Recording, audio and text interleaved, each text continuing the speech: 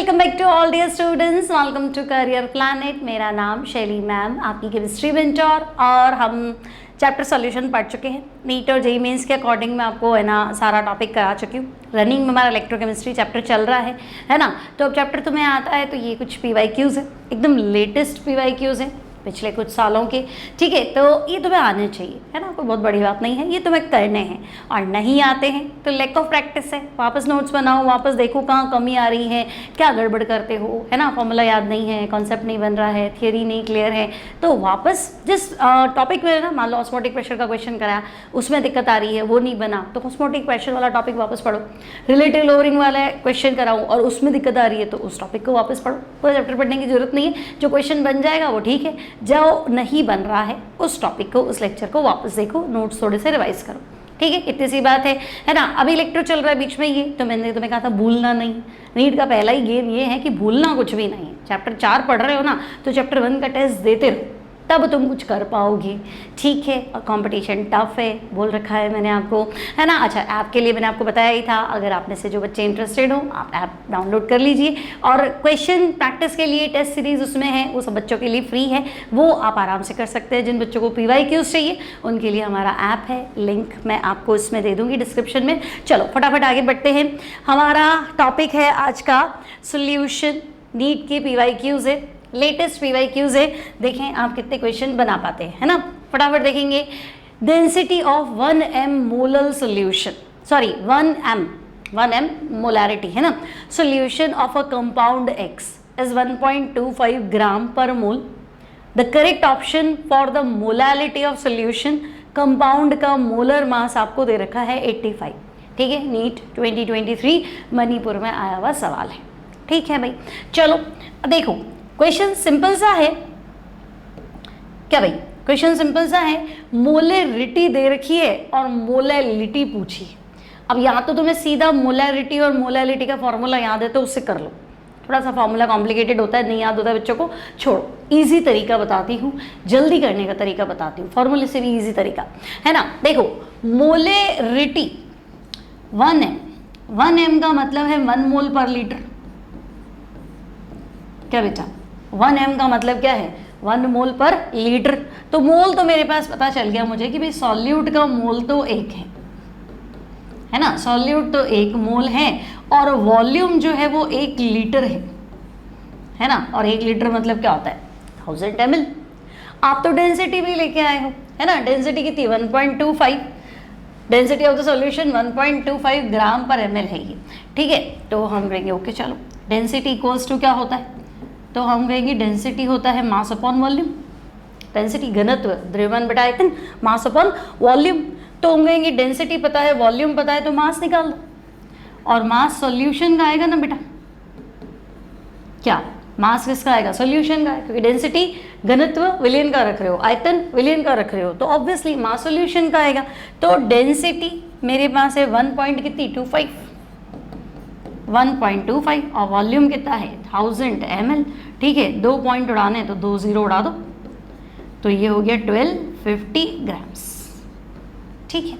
लेकिन ये तो सोल्यूशन का वॉल्यूम है, मुझे तो मोलैलिटी में विलायक का भार, मास ऑफ सॉल्वेंट चाहिए होता है, ठीक है। और देखते हैं, है ना। अब हम कहेंगे चलो यहाँ तो पहुंचे। अब मेरे पास जो सॉल्यूट है उसका मोलिक्यूलर मास 85 है। सॉल्यूट मोल मुझे पता है, क्या बेटा सॉल्यूट मोल मुझे पता है, सॉल्यूट मोल इक्वल्स टू, तो मैं कहूँगी सॉल्यूट का मास अपॉन मोलर मास, है ना। तो मास कितना आ जाएगा, तो सॉल्यूट का मोल तो 1 है, मिलेगी मोल कितने हैं 1, और मोलर मास कितना है, तो मैं कहूँगी 85, है ना। तो बेटा 85 ग्राम्स जो है वो मेरे पास सॉल्यूट का मास आ गया। तो भाई पूरा विलयन तुम्हारा 1250 है और सॉल्यूट उसमें 85 है, कम कर दो।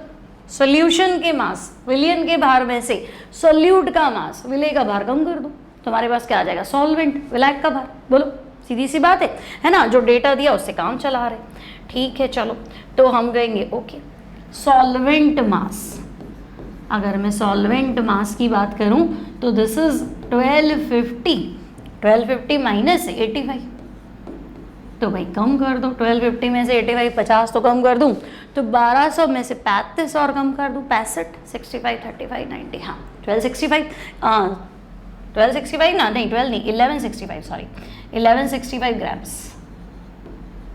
ठीक है, तो मेरे पास सॉल्वेंट मास भी आ गया। अब मोलेलिटी क्या होता है बेटा?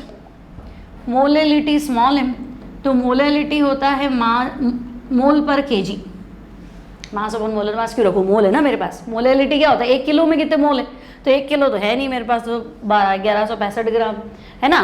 तो moles of solute upon mass of solvent, ठीक है। और अगर ये मास ग्राम्स में है तो ऊपर 1000 से मल्टीप्लाई कर लो, ठीक है भाई, है ना। तो मोलेलिटी हो गया mole upon mass of solvent into 1000, ठीक है भाई, ये जगह काम में ले रही हूँ मैं, देखो, है ना। तो मैं कहूँगी मोलेलिटी इक्वल्स टू, मोल तो एक ही, मास ऑफ सॉल्वेंट, तो सॉल्वेंट कितना है 1165 और ये 1000, ठीक है। तो 1000 अपॉन 1165, मेरा आंसर 1 से तो कम ही होना चाहिए। 1000 में 1165 का भाग लगाऊंगी, 1 तो नहीं आएगा, यानी बी और सी तो क्या हो गया, गलत हो गया। अब 1000 अपॉन 1165 को बेटा आप सॉल्व कर लो, तो ये आपके पास आएगा 0.850। सॉल्व करोगे आप अपने आप, 0.850, सॉरी, तो पहला, तो इसका आंसर हो गया 0.850, यानी कि 0.858 के आसपास, ठीक है। ये क्लियर है, कोई दिक्कत नहीं, यहाँ तक समझ में आ गया आपको, आगे बढ़े। नेक्स्ट देखो, amongst the following aqueous solution of electrolyte will have minimum elevation in boiling point, choose the correct option। ये भी नीट मणिपुर का सवाल है 2023 का, ठीक है, 2023 का। अब देखो, बॉइलिंग पॉइंट मिनिमम होना चाहिए, न्यूनतम क्वथनांक। तो वैसे तो मुझे लग रहा है ये सब डिसोसिएट होने वाली चीज़ें है ना। बॉइलिंग पॉइंट का फॉर्मूला तो आता है ना, तो मैं कहूँगी कुछ भी मिलाते हैं ना पानी में तो बॉइलिंग पॉइंट बढ़ जाता है, ठीक है। कुछ भी पानी में मिलाते हैं तो बॉइलिंग पॉइंट क्या हो जाता है, बढ़ जाता है, इंक्रीज हो जाता है। तो भाई आई इसलिए लिखा है क्योंकि देखो आप लाए भी क्या हो, NaCl, NaCl पानी में जाएगा तो 2 टुकड़े होंगे क्या, एक Na और एक Cl। KCl ये पानी में जाएगा तो ये भी तो 2 पीसेस में टूटेगा, K और Cl, ठीक है। MgSO4 तो ये भी पानी में जाएगा तो भाई एक Mg+2 एक SO4-2, और ये फिर NaCl तो ये वापस। तो आपको लगा आप I2 क्यों लिख रहे हो, तो मैं ऐसा मान रही हूँ ये पूरा घुलता होगा, क्योंकि इसने बोला तो है नहीं इतना घुलता है ना। मैं आपको बोलूँ इसको पानी में घोल दो, ठीक है ना, और मैंने कुछ कहा नहीं इसका डिग्री ऑफ डिसोसिएशन इतना है, तो तुम ऐसा ही मानोगे ना, ये पूरा घुलता होगा, इसीलिए तो दिया है, ठीक है।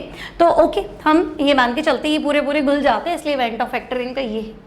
अब बेटा I बढ़ेगा तो क्या बोलते हैं, बॉइलिंग पॉइंट एलिवेशन बढ़ेगा। तो तुम कह रहे हो I तो सबका ही सेम है ना, सबका I 2 पार्ट्स में टूट रहा है। अब मोलेलिटी बढ़ेगी, I तो क्या हो गया, सेम हो गया, तो इसको तो मैं कुछ कर नहीं सकती अब, है ना। तो देखो मोलेलिटी बढ़ेगी तो बॉइलिंग पॉइंट एलिवेशन बढ़ेगा, मतलब क्वथनांक उन्नयन कितना बढ़ना चाहिए वो चीज़ बढ़ेगी, है ना। इसका मतलब बॉइलिंग पॉइंट भी बढ़ेगा। आई बात समझ में ना भाई। मान लो कि तुमको बेसिक प्राइस किसी चीज़ का 100 रुपये है, अब मैं कह रही हूँ कि ये चीज़ बढ़ेगी ना तो आपका फ़ायदा बढ़ेगा, तो 100 का 110, फिर मैं कह रही हूँ आपका फ़ायदा और बढ़ गया तो हो सकता है 100 का 120, 100 का 130, तो बढ़ तो रहा है। अब फ़ायदा बढ़ रहा है, डेल्टा टी भी बढ़ रहा है, मतलब एलिवेशन बढ़ रहा है, आपका फ़ायदा बढ़ रहा है, तो ओवरऑल बॉइलिंग पॉइंट भी तो बढ़ेगा ना, 100 का 130 हो गया। समझ में आ रही है ना मेरी बात, ठीक है। तो अब तुम देख लो कि कंसंट्रेशन ज़्यादा किसकी है, तो तुम कहोगे कि कंसंट्रेशन इसकी तो न्यूनतम है 0.05, इन दोनों की क्या है, सेम है, और इसकी तो सबसे ज़्यादा है, तो इसका बॉइलिंग पॉइंट तो हाईएस्ट हुआ, मुझे तो लोवेस्ट चाहिए, तो लोवेस्ट किसका होगा, तो आप कहेंगे लोवेस्ट हो जाएगा 0.05, क्योंकि यहाँ पे क्या है, कंसंट्रेशन आपकी जो है बेटा वो मिनिमम है, तो कंसंट्रेशन मिनिमम है, एलिवेशन मिनिमम होगा, तो बॉइलिंग पॉइंट मिनिमम होगा, और इसने पूछा भी मिनिमम ही तो है। क्लियर है, आगे बढ़ो। नेक्स्ट देखो, KH value for some gases at the same temperature T are given. ये देखो 4 गैसेज है और KH मतलब Henry constant, where KH is Henry constant. The order of the solubility in water, ये री नीट 2022 का सवाल है, और इस बार जो नीट का पेपर हुआ था 2024 सेम क्वेश्चन था, है ना, मिलते जुलते ही डेटा भी ऐसा ही है। देखो तो अब देखो हेनरी कांस्टेंट और सॉल्युबिलिटी, तो चाहे तो ऐसे कर लो, P gas equals to KH X gas, ठीक है ना, इन दोनों का मल्टीपल क्या होना चाहिए, कांस्टेंट, है ना। तो अगर मैं कहूँ कि KH बढ़ेगा तो इसको घटना बढ़ेगा, और KH घटेगा तो ये बढ़ेगा। X गैस क्या है? गैस जो कि पानी में है, गैस की सॉल्युबिलिटी लिक्विड के अंदर है ना। X गैस मतलब गैस इन लिक्विड, गैस के मोल फ्रैक्शन जो कि लिक्विड में, लिक्विड में बोलोगे ना गैस को, वो। तो या तो ऐसे कर लो या ऐसे कर लो, KH बढ़ेगा तो गैस की सॉल्युबिलिटी कम होगी, है ना। KH बढ़ता है ना बेटा, तो गैस की सॉल्युबिलिटी लिक्विड में, गैस की द्रव में विलेयता घटती है। ठीक है, तो अब तुम्हें क्या करना है, ऑर्डर बताना है कि सबसे ज़्यादा कौन घुलेगी। सारे इंक्रीजिंग ऑर्डर लिखें, तो जिसका KH मिनिमम होगा। अब मिनिमम तो देखो 10 की पावर -5, इससे छोटा डेटा तो क्या ही होगा, तो ये मिनिमम है, तो फॉर्मल्डिहाइड सबसे आगे आना चाहिए।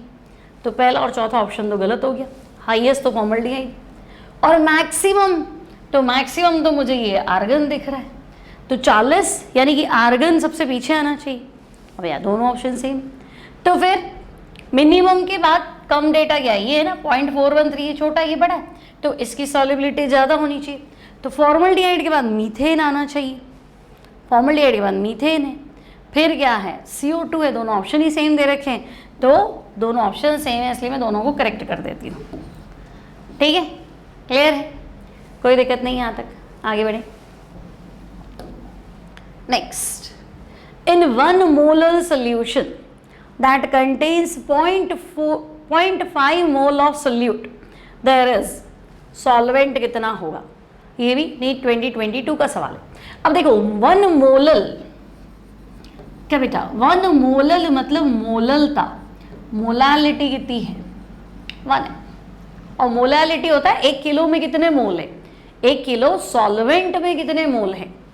ठीक है, तो मैं कहूँगी मोलालिटी होता है सॉल्यूट के मोल, ठीक है, सॉल्यूट के मोल अपॉन सॉल्वेंट का वेट, और बाय चांस वेट अगर ग्राम्स में है तो मैं इसी को 1000 से डिवाइड करूँगी ना, तो 1000 ऊपर आ जाएगा। ठीक है भाई, ओके, आगे बात समझ में। अब मैं कहूँगी मोलालिटी तो भाई 1 है, सॉल्यूट के मोल तुम 0.5 बोल रहे हो, सॉल्वेंट पता नहीं कितना है, और ऑप्शंस में ग्राम्स है ना, इसलिए मैंने यहाँ 1000 लिख दी। ठीक है, तो देख लो W सॉल्वेंट क्या आएगा, 0.5 इंटू 1000 आएगा क्या, तो 0.5 इंटू 1000 क्या होता है 500 हो गया, और ग्राम्स में बोलना था तो 500 ग्राम्स, 500 ग्राम्स, यानी ऑप्शन ए करेक्ट है। क्लियर है, ml तो वैसे ही गलत हो गया, मोलालिटी है, तो फिर मोलालिटी तो कितने ग्राम्स में, कितने किलोग्राम्स में, तो ये चीज़ तो बैठेगी नहीं ना, ये वैसे ही रॉन्ग हो गया। क्लियर, आगे देखो। Next, 1 mole of sugar is dissolved in 3 mole of water. ठीक है भाई, शुगर तो आपकी 1 मोल है, वाटर आपका 3 मोल है। RLVP क्या होगा, रिलेटिव लोअरिंग ऑफ प्रेशर, वाष्प दाब का, relative lowering of vapour pressure, वाष्प दाब का आपेक्षिक अवनमन, P0 minus PS upon P0। तो रॉल्स लॉ क्या कहता है कि जो RLVP होता है, relative lowering of vapour pressure होता है, वो सॉल्यूट के मोल फ्रैक्शन के इक्वल होता है ना, विलय के मोल भिन्न के बराबर होता है, सॉल्यूट के मोल फ्रैक्शन के इक्वल होता है। और सॉल्यूट के मोल फ्रैक्शन क्या होते हैं, 1 के मोल अपॉन टोटल मोल, 1 मतलब सॉल्यूट के मोल अपॉन टोटल मोल, तो सॉल्यूट के मोल फ्रैक्शन यानी इसके मोल अपॉन टोटल मोल। ठीक है, तो small n for solute and capital N for solvent. ठीक है, अब तुम कह रहे हो कि शुगर तो 1 मोल है, शुगर ही तो सॉल्यूट है, शुगर को ही तो घोलोगे, तो ठीक है, शुगर तो आपकी 1 मोल है, तो 1 अपॉन 1 प्लस वाटर कितना है, तो भाई वाटर आपका 3 मोल है, तो 1 अपॉन 1 प्लस 3 मतलब 1/4, और 1/4 यानी कितना हुआ, तो हम कहेंगे 0.25। ठीक है, तो 0.25 जो है वो RLVP होना चाहिए, relative lowering of vapour pressure होना चाहिए, यानी आपका ऑप्शन ए जो है वो करेक्ट है। क्लियर है, नेक्स्ट देखें। नेक्स्ट देखो, the following solutions were prepared by dissolving 10 gram glucose in 250 ml। देखो 10 ग्राम ग्लूकोज, नीट 2021 का सवाल है, 10 ग्राम ग्लूकोज और वॉल्यूम कितना है 250 ml। ठीक है। फिर 10 ग्राम यूरिया, अच्छा जब इसको बोला तो ऑस्मोटिक प्रेशर, यहाँ प्रेशर आपको P1 दे रखा है। फिर 10 ग्राम यूरिया, ठीक है बच्चे, 10 ग्राम यूरिया, ये भी 250 ml में है, ठीक है। और क्या है, 10 ग्राम सुक्रोज इन 250 ml, ठीक है भाई, 10 ग्राम्स सुक्रोज 250 ml। चलो सभी इतना है। अब क्या करूं, तो देखो है ना, इसका प्रेशर P1 है, इसका प्रेशर आपका P2 है, और यहां जो प्रेशर है दैट इज P3 है। ओके चलो ये भी मान लिया। अब आपको ऑस्मोटिक प्रेशर का डिक्रीजिंग ऑर्डर लिखना है। सबसे ज्यादा ऑस्मोटिक प्रेशर किसका है, फिर किसका, फिर किसका, ठीक है। तो देखो ऑस्मोटिक प्रेशर होता है पाई इक्वल्स टू CRT।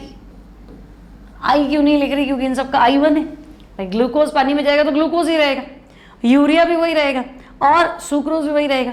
ये लोग ना तो आयंस बनाएंगे, कोवलेंट कंपाउंड है, और ना इनका कोई डाइमर ट्राइमर बनता है, तो हम कहेंगे जो है वही रहेगा। ऑब्जर्व्ड और थियोरेटिकल मोल बराबर रहेंगे, इनका I1 रहेगा। तो आई लिखो नहीं लिखो एक ही बात है। अब RT तो कांस्टेंट है, ऑस्मोटिक प्रेशर और कंसंट्रेशन डायरेक्टली प्रोपोर्शनल, ठीक है। अब सॉल्व करने मत बैठना। कंसंट्रेशन क्या होता है, मोल पर लीटर, तो लीटर तो सबके ही सेम है, तो खाली मोल निकालो। तो देखो ग्लूकोज के मोल, ग्लूकोज का मास 10, मोलर मास 180। यूरिया के मोल, तो यूरिया का मास 10, मोलर मास 60। और सुक्रोज के मोल, तो सुक्रोज का मास 10 और मोलर मास 342। अब सॉल्व नहीं करना है, बस यही तो स्किल वो देखना चाह रहा आपकी, है ना। अब दिमाग लगाओ, सबसे ज्यादा क्या है, तो ऊपर तो 10 है, कम से डिवाइड करोगे तो आंसर ज्यादा आएगा, तो ये आंसर तो हाईएस्ट हुआ, है ना। और ज्यादा से डिवाइड करोगे तो आंसर कम आएगा, तो ये आंसर मिनिमम हुआ, ठीक है। और इसको बीच में सेट कर देना। तो सबसे ज्यादा प्रेशर तो बीच वाले का हुआ P2, और सबसे कम किसका हुआ, तो मैं कहूंगी P3। और P1 को बीच में सेट करो, P1 एक बार ही बीच में सेट है, देखो P2 हाईएस्ट है ना, और आपका क्या है P3 जो है वो लोएस्ट है। बोलो कोई दिक्कत है क्या, सिंपल है ये भी, ठीक है, सिंपल है, कोई टेंशन नहीं, आगे बढ़े। नेक्स्ट देखो, 8 gram of non electrolyte solute is dissolved in 114 gram normal octane to reduce its vapour pressure of 80%, ठीक है। The molar mass gram per mole में बताओ of the solute is, molar mass of n octane 114 है। ये 2020 का सवाल है, और ये सेम सवाल एनसीईआरटी में है। अगर एनसीईआरटी का एक क्वेश्चन करते हो तो चेक करोगे, सेम, हाँ सेम ही ऑक्टेन वाला ही क्वेश्चन है और सेम था, ठीक है। अब देखो 8 ग्राम तुम्हारा नॉन इलेक्ट्रोलाइट सॉल्यूट है, 114 gram dissolved in 114 gram of normal octane to reduce its vapour pressure 80%, ठीक है। देखो स्मॉल w, सॉल्यूट तो तुम्हारा 8 ग्राम है, वेपर प्रेशर 80% तक लाना है ना, to reduce its vapour pressure of 80%, ठीक है। कम करके 80% तक लाना है, मतलब पहले 100 मान लो और बाद में 80 मान लो, तो कमी जो है ना वो 20 ही लानी है, ठीक है। Molar mass of solute, small m तुम फाइंड कर लो, ठीक है। और molar mass of octane, capital M, octane का मोलर मास तुम्हें दे रखा है 114, और क्या बोले तो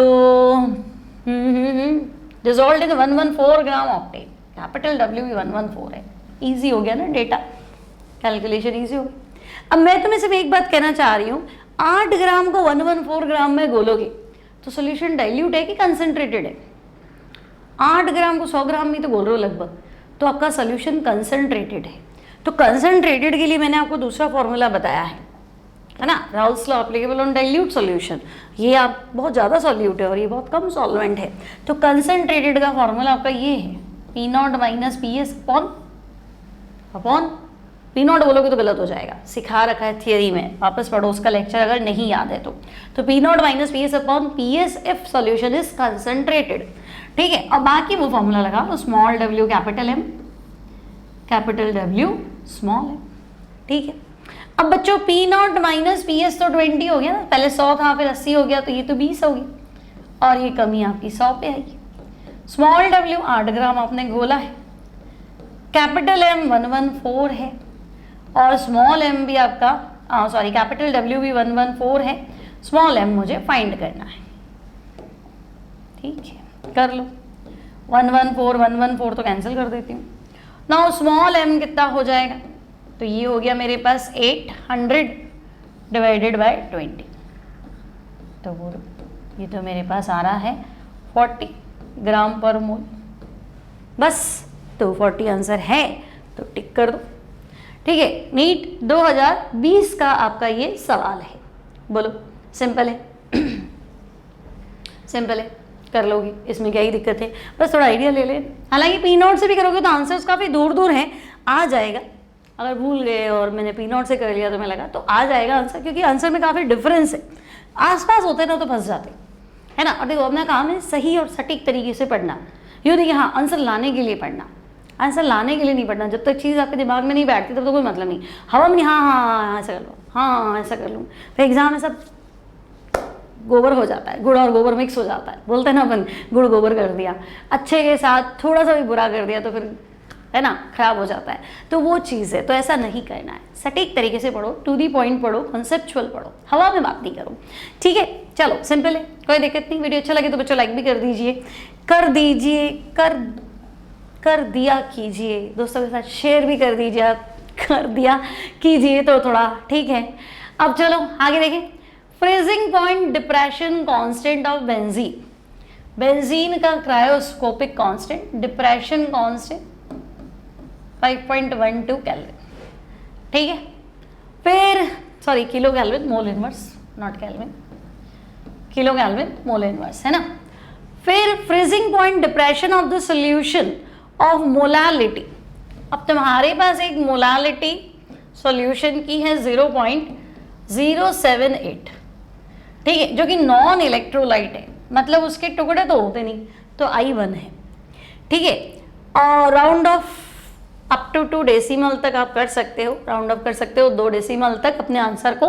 और पूछा गया है freezing point depression, freezing point पूछा है, तो पहले तुम फ्रीजिंग पॉइंट डिप्रेशन निकालो और उसी को प्लस कर देना माइनस की जगह, तो फ्रीजिंग पॉइंट आ जाएगा।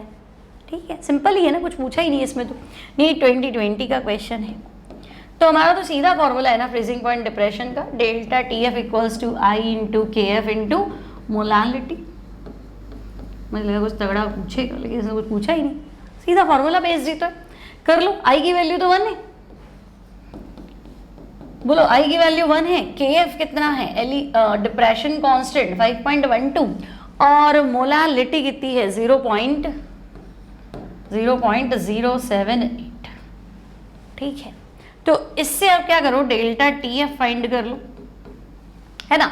और देखो सॉल्यूशन आपका वाटर में ही है, बेंजीन में है, तो फ्रीजिंग पॉइंट डिप्रेशन कांस्टेंट आपसे पूछा ही क्या है, फ्रीजिंग पॉइंट डिप्रेशन ही तो पूछा है, फ्रीजिंग पॉइंट डिप्रेशन ही पूछा, मुझे लगा वाटर है तो कुछ है, बेंजीन का है ना, हाँ ठीक है। तो फ्रीजिंग पॉइंट डिप्रेशन पूछा है, इन दोनों को मल्टीप्लाई कर लो, तो भाई 0.078 को 5.12 से मल्टीप्लाई करोगे तो मेरे हिसाब से इसका आंसर 40 के आसपास आना चाहिए। अगर मैं इसको 8 मान लूँ अंदाज से, अगर मैं उसको 8 मान लूँ, है ना, 0.08 मतलब 0.078 को मैं 0.8 मान लूँ, तो 0.8 और इंटू 5, तो 0.8 का 5 गुना कितना होता है, 40 से तो होता है 0.40, तो 0.40 के राउंड आंसर आना चाहिए, है ना। और अगर आप कैलकुलेशन करेंगे तब भी आपका आंसर यही है ना। आंसर दूर दूर है ना तो रिस्क ले सकते हैं, आंसर दूर दूर नहीं होते, नज़दीक होते 0.40, 0.42, 0.38, तब तो मुझे पूरा कैलकुलेट करना पड़ता।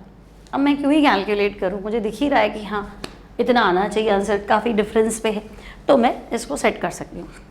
ठीक है, सिंपल है ना। वैसे भी देखो आपका जो भी एग्ज़ाम है, नीट का एग्ज़ाम है, तो वो स्पीड मांगता है, एक एक चीज़ करने बैठोगे फिर खुश हो मेरा आंसर आ गया। तो बोर्ड का एग्जाम थोड़ा ना जो आपने टू दी पॉइंट लिखा है और फिर आपका आंसर आया और इतना तो आपके पास टाइम ही नहीं है। यहाँ आपने जो समय बचाया है वो समय आपको फिजिक्स में देना है। स्ट्रैटेजी फिक्स रखो एग्जाम की, जितना समय बचाऊंगा उतना समय फिजिक्स को दूंगा, तभी तो पेपर डेडलाइन भी कितनी भारी है, समझ में आ रहा है ना तुम्हें कि भाई कट ऑफ भी बहुत भारी जाता है ना। चलो नेक्स्ट अगेन 2020 का सवाल है, the mixture which shows positive deviation from Raoult's law. तो देखो बेंजीन टॉलुइन तो आंसर नहीं है, और क्लोरोइथेन ब्रोमोइथेन भी आंसर नहीं है। मैंने आपको बताया था एक ही फैमिली के लोग आइडियल होते हैं, तो benzene toluene aromatic aromatic, chloroethane bromoethane एक हैलोएल्केन दूसरा हैलोएल्केन, तो ये लोग आपके नॉन आइडियल हैं, सॉरी ये लोग आपके आइडियल हैं, है ना, ये नॉन आइडियल नहीं हो सकते, तो ये तो वैसे ही आंसर नहीं है। पॉजिटिव डेविएशन मतलब अगर मैं दो लिक्विड्स को मिक्स करूं तो वो पास आने की बजाय दूर चले जाए, तो दूर चले जाएंगे तो फटाफट वेपर बनेगी, है ना। ए और बी को मिक्स किया तो नजदीक आ गए, तो ए कहेगा बी को नहीं जाने दूंगा, बी क्या कहेगा भाई मैं ए को नहीं जाने दूंगा, तब तो फिर वेपर ही नहीं बनाएंगे, तो वेपर प्रेशर कम हो जाएगा। आप तो कह रहे हो पॉजिटिव डेविएशन मतलब पहले जितनी वेपर बना रहे थे तो उसे ज़्यादा ही बना लेते हैं, तो उन दोनों में लड़ाई हो जानी चाहिए, एक दूसरे से दूर चले जाना चाहिए। तो ऐसा तब हो सकता है जब मैं अल्कोहल में एसीटोन मिलाऊं, अल्कोहल में तो पहले से ही हाइड्रोजन बॉन्ड था, है ना, अब हाइड्रोजन बॉन्ड तो पहले से ही था, आपने एसीटोन मिला दिया जो कि कंपैरेटिवली लेस पोलर है, तो मॉलिक्यूल दूर दूर हो जाएंगे, और हम यही चाहते हैं कि मॉलिक्यूल दूर दूर हो जाए। तो या तो रट लो इसका आंसर, या मैंने आपको कॉन्सेप्ट बता दिया कि ये आंसर नहीं है, ये नहीं है, ये इसलिए नहीं है, ये एनसीईआरटी में एग्जांपल दिया, एसीटोन क्लोरोफॉर्म इनको मिलाते हैं तो ये बेचारे आपस में इंटरमॉलिक्यूलर हाइड्रोजन बॉन्ड बना लेते हैं। तो पहले आपका बॉन्ड था ही नहीं, अब आप तो बॉन्ड बना के नज़दीक आ गए, मॉलिक्यूल नज़दीक आ गए तो वेपर नहीं बनेगी, कम बनेगी, वेपर प्रेशर कम होगा, negative deviation from Raoult's law, और क्वेश्चन में पूछा है positive deviation from Raoult's law, इसलिए इसका आंसर 4th है। क्लियर है, आगे बढ़े। नेक्स्ट देखो, सेम पैटर्न का लग रहा है ये भी। The density of 2m aqueous solution of NaOH is 1.28। ठीक है, तो बेटा 2m मतलब, तो मैं कहूंगी 2m मतलब 2 मोल पर लीटर, क्या भाई 2m मतलब 2 मोल पर लीटर, यानी सॉल्यूट के तो 2 मोल है ना। क्वेश्चन पढ़ते ही पूरा क्वेश्चन पढ़ूं फिर सोचूं, इतना तो दिमाग लगाने की दिख ही रहा है, कैपिटल M दिया है और है ना ऑप्शंस में मोलैलिटी है, मोलैरिटी दिया है, मोलैलिटी पूछ रहा है, इतना पढ़ना ही नहीं मुझे, है ना। तो सॉल्यूट के मोल तो 2 है, ठीक है, और वॉल्यूम कितना है, तो भाई वॉल्यूम जो है मेरा 1 लीटर दे रखा है। अब डेंसिटी भी दे रखी है ना बेटा 1.28 ग्राम पर सेंटीमीटर क्यूब, मतलब ml ही होता है, और 1 लीटर मतलब 1000 ml। 1.28 ग्राम पर ml सेंटीमीटर क्यूब मतलब ml ही होता है। तो मैं कहूँगी ओके चलो अब करें क्या, तो भाई डेंसिटी इक्वल्स टू, अभी बताया था mass upon volume, same pattern से करो। मास ऑफ सॉल्यूशन क्या होगा, तो हम कहेंगे डेंसिटी इंटू वॉल्यूम, 1.28 इंटू 1000। अब ये पॉइंट उड़ाने के चक्कर में ये दो चले जाएंगे, तो ये हो गया 1280 ग्राम्स, है ना। सॉल्यूशन का मास आ गया 1280 ग्राम्स। अभी तो सॉल्यूशन का मास है ना। मुझे क्या चाहिए, तो भाई मुझे तो सॉल्वेंट का मास चाहिए, विलायक का भार, क्योंकि मोलैलिटी पूछा है 1 किलो में कितने मोल से, तो हम कहेंगे चलो भाई क्या करें, सॉल्यूट 2 मोल है ना, सॉल्यूट के मोल कितने हैं, तो हम कहेंगे सॉल्यूट के मोल तो 2 है, इक्वल्स टू क्या मास अपॉन मोलर मास। तो भाई सॉल्यूट तुम्हारा NaOH है देखो, और मोलर मास भी दे रखा है 40, तो सॉल्यूट का मास जो है ना बेटा वो आ गया 80। तो और इजी हो गया, पूरा सॉल्यूशन 1280 है और सॉल्यूट जो है तुम्हारा 80 है, तो सॉल्वेंट मास निकाल लोगे, तो हम कहेंगे हाँ सॉल्वेंट मास जो है वो 1280 में से 80 कम कर दो, सीधा लिख दूँ 1200 ग्राम्स। क्या भाई पूरा सॉल्यूशन 1280 है, सॉल्यूट जो है वो 80 है, तो सॉल्वेंट कितना हुआ, तो सॉल्वेंट आपका या लिख दूँ 1280 माइनस 80, सॉल्वेंट हमारा 1200 हुआ। अब मोलेलिटी, तो मोलेलिटी क्या होती है, तो हम कहेंगे मोलेलिटी 1 किलो में कितने मोल है, या सॉल्यूट के मोल 2 upon mass of solvent 1200 into 1000। तो वापस फॉर्मूला नहीं लिखूंगी मैं, ठीक है ये, तो भाई 20/12 है ना, तो एक बार ही जाएगा, 8 बचेंगे, 12 6 72 होता है क्या, ठीक है। तो भाई 1.6, हाँ आंसर नज़दीक नज़दीक है, ठीक है, लेकिन मेरा तो 1.6 ही आ रहा है ना, 20 और 12 यानी कि 4 से काट दो, 5 20 और 4 3 से 12, 5/3, ठीक है। तो 1.6 ही है आंसर, तो है ना। तो हम बोलेंगे चलो भाई ऑप्शन डी जो है वो करेक्ट है। क्लियर। नीट 2019 ओडिशा का सवाल है। घूम फिर के क्वेश्चन वापस आते हैं, इनके पास कलेक्शंस है ना, क्वेश्चन बैंक है, इस बार दे दिया, कहीं और डाल देंगे अगली बार, फिर अगली बार कहीं और डाल देंगे, ऐसे। तो ये प्रैक्टिस करा करो, जरूरी है, पैटर्न फिक्स है, ठीक है। अब देखो, which of the following statement is correct regarding a solution of two components A and B exhibiting positive deviation from ideal behavior। मतलब आइडियल से तो आपका वेपर प्रेशर ज़्यादा ही आ रहा है, तो आइडियल से वेपर प्रेशर ज़्यादा कब आता है? आइडियल से वेपर प्रेशर ज़्यादा कब आता है? अगर मैं ए और बी को मिलाऊं और इनमें स्ट्रॉन्ग अट्रैक्शन हो जाए, इनमें प्रेम हो जाए, तो ए कहेगा भाई बी मैं तेरे को नहीं जाने दूंगा, और बी कहेगा भाई मैं ए तुझे नहीं जाने दूंगा, तो अपन जाएंगे ही नहीं, तो वेपर बनाएंगे ही नहीं, तो वेपर का प्रेशर उल्टा कम हो जाएगा, है ना। और अगर इनमें लड़ाई हो जाए, ए और बी मिलाऊं, तो ए को बी पसंद नहीं और बी को ए पसंद नहीं, तो दूर दूर रहेंगे, दूर दूर रहेंगे, तो वेपर बनना ईजी है, सेपरेट ही तो हो रहे हैं वेपर बन के, तो इनका वेपर बनना क्या होता है? ईजी है। तो थर्ड और फोर्थ ऑप्शन तो वैसे ही नहीं हुआ, क्योंकि ये कंडीशन आइडियल की है, ये कंडीशन आइडियल की, तो ये दो आंसर तो चले गए। अब देखो, intermolecular attractive forces between A and B are equal to those between A and B. Equally होंगे तो आइडियल हुआ। आइडियल में क्या होता है? जो ए के साथ फील करता है, बी के साथ फील करता है, और जब उनको मिलाते हैं तब भी वो वही फील करता है, तो नो अट्रैक्शन, नो रिपल्शन, ना तो उनमें कोई प्रेम है ना कोई लड़ाई है, तो आइडियल कंडीशन है। लेकिन तो ये आंसर है नहीं, ये है नहीं, ये है नहीं, तो मुझे पढ़ना भी नहीं चाहिए था वैसे तो। But intermolecular attractive forces between A and B are stronger than those between A and B. मतलब ए और बी में इतना आकर्षण नहीं है जितना उनका अपने में ही था। ए अपने ए से ही प्रेम कर रहा है और बी को बी से ही प्यार है, लेकिन ए और बी को मिलाते हैं तो इनमें कोई इतने स्ट्रॉन्ग अट्रैक्शंस नहीं, मतलब वीकर है। ए और बी दूर दूर ही रहेंगे कि नहीं, मतलब ही नहीं है, तो फिर बात तो वही है ना, घूम फिर के। इसलिए आंसर आपका ऑप्शन बी। और वैसे भी पहला, तीसरा, चौथा आंसर नहीं है ना। नेक्स्ट देखो, in water saturated air, water saturated air मतलब हवा है और उसमें पूरी नमी है ना, पूरा वाटर से वो क्या है? सैचुरेटेड है, मॉइस्चर है उसके अंदर। The mole fraction of water vapour is 0.02, ठीक है, यानी x वाटर वेपर है ना, हवा में जो नमी है उसके मोल फ्रैक्शन आपके 0.02 है। Total pressure of saturated air is 1.2, हवा का जो प्रेशर है वो आपका 1.2 atm है। Partial pressure of dry air, partial pressure of dry air, mole fraction तुमने वाटर वेपर के दिए, प्रेशर ऑफ ड्राई एयर का पूछ रहे हो, तो पार्शियल प्रेशर मैंने आपको थियरी पढ़ाई है, उसमें मैंने आपको सिखाया है पार्शियल प्रेशर मतलब मेरा हिस्सा है ना, मेरा हिस्सा कितना है। तो मेरा हिस्सा कब आएगा? जब मेरे साथ कोई और होगा, तो मैं सोचूंगी अरे यार आधा तो ये नहीं ले जाएगा, 70 तो ये नहीं ले जाएगा, 90 तो नहीं ले जाएगा, तब मैं अपने हिस्से की बात करूंगी। और मैं सिंगल हूँ तो सब कुछ मेरा ही। आई बात समझ में? तो पार्शियल प्रेशर जो होता है ना बेटा, पार्शियल प्रेशर होता है टोटल प्रेशर। मैं पहले तो पूरी चीज कितनी है वो देख लूँ, इनटू मेरा परसेंटेज है ना, मेरा फ्रैक्शन कितना है,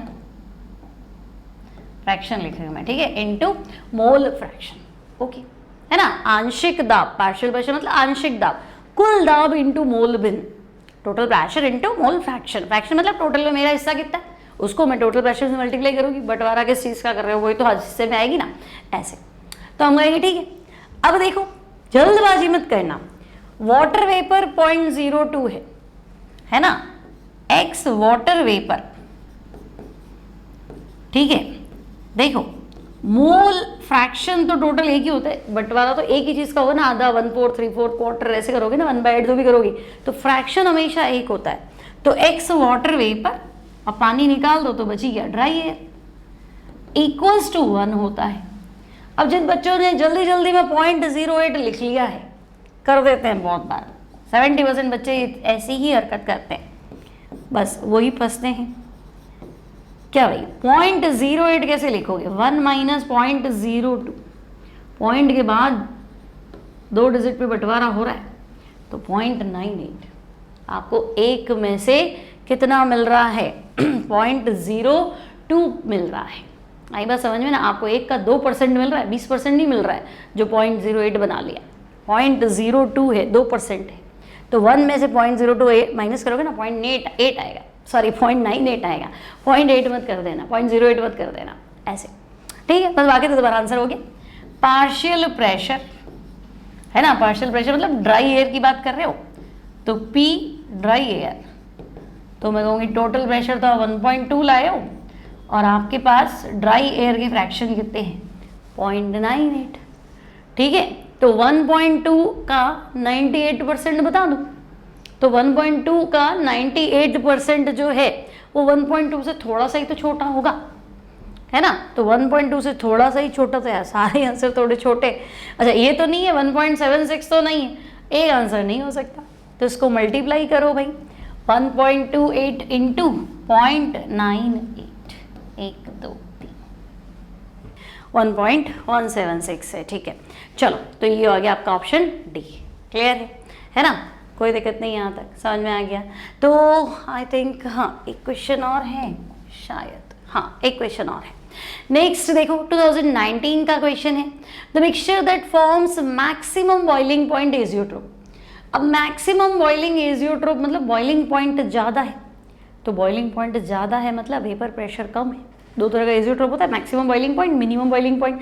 तो बॉइलिंग पॉइंट ज़्यादा, वेपर प्रेशर कम। अब वेपर प्रेशर कम मतलब राउल्स लॉ से नेगेटिव डेविएशन। वेपर प्रेशर कम क्यों होगा, तो अगर मैं दो लिक्विड को मिलाऊंगा और उनके बीच में अट्रैक्शन ज़्यादा हो जाए तो वेपर ही नहीं बनाएंगे, तो वेपर नहीं बनेगी तो बॉइलिंग पॉइंट बढ़ जाएगा, ऐसा कुछ। तो हम कहेंगे देखो ये तो आइडियल है, इसकी तो बात ही मत करो, ये दोनों तुम्हारे पॉजिटिव डेविएशन है। हाँ एसिड को पानी में मिलाते हैं तो एसिड बेचारा क्या करता है, पूरे चायन दे देता है कि लो मैं तो मिक्स हो जाता हूँ पानी के साथ हमेशा के लिए, क्योंकि H+ भी नहीं होता है, तो मतलब हाइड्रोनियम आयन होता है, तो एसिड तो पानी के साथ अच्छे से मिक्स हो जाता है, अब अलग भी नहीं होना आपसे। तो हम कहेंगे यार ये तो negative deviation from Raoult's law, और नेगेटिव डेविएशन मतलब बॉइलिंग पॉइंट मैक्सिमम हो गया, ठीक है। तो ये सवाल था तुम्हारा नीट 2019 का, है ना। तो आई होप लेक्चर आपको अच्छा लगा होगा, लगा ही होगा, आखिरी क्वेश्चन कर रहे हो तो लगा ही है, ठीक है। तो प्लीज़ लाइक कर दीजिए, फ्रेंड्स के साथ शेयर कर दीजिए, अब तक चैनल को सब्सक्राइब नहीं किया है तो सब्सक्राइब भी कर दो। मिलती हूँ नेक्स्ट टाइम इसी तरह के लेक्चर्स के साथ, till then take care, keep watching, keep practising and bye bye.